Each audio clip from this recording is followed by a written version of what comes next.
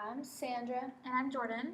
and we will be doing waist circumference measurements. The purpose of waist circumference is to determine if there is an increased risk in obesity-related diseases.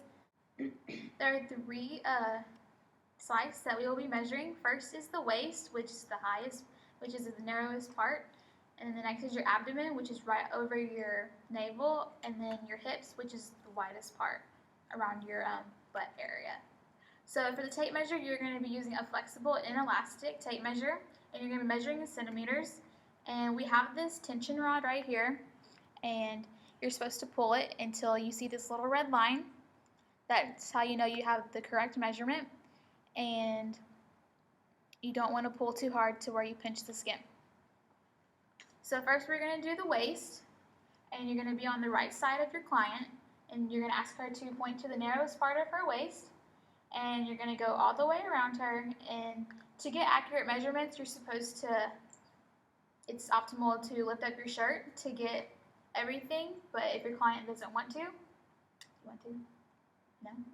So since she doesn't want to, that's fine. So we're just going to measure over her shirt.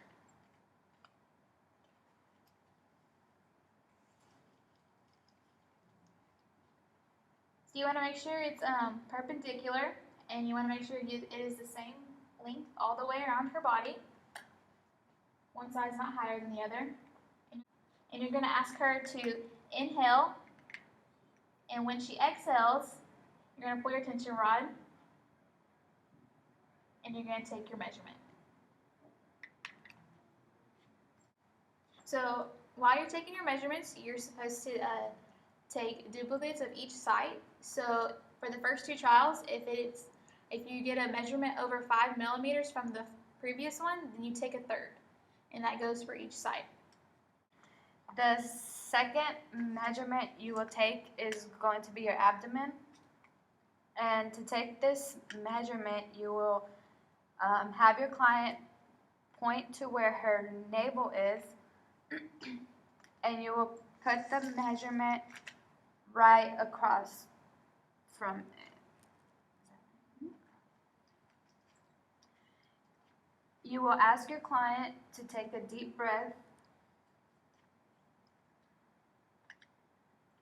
for you, and as she takes it, you will measure, or as she exhales, you will measure.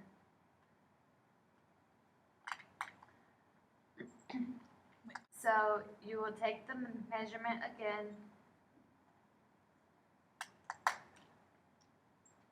and your last measurement site is the hips. Now the hip one is taken at the widest part. You have to make sure again that the tape is parallel to the ground.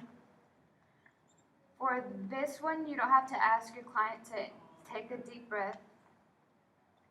So you're just gonna take the measurement and release. So for waist circumference, you are considered at risk if you are over 102 centimeters for men and over 88 centimeters for women. Some common sources of error for waist circumference would be the incorrect location of the site that you are measuring, incorrect placement of the tape measure where you are measuring, and inappropriate tension, pulling too hard or not hard enough while using the tape measure. So today we showed you the correct location of the circumference sites, the correct placement of the tape measure around the body, and the appropriate tension to use while using the tape measurement.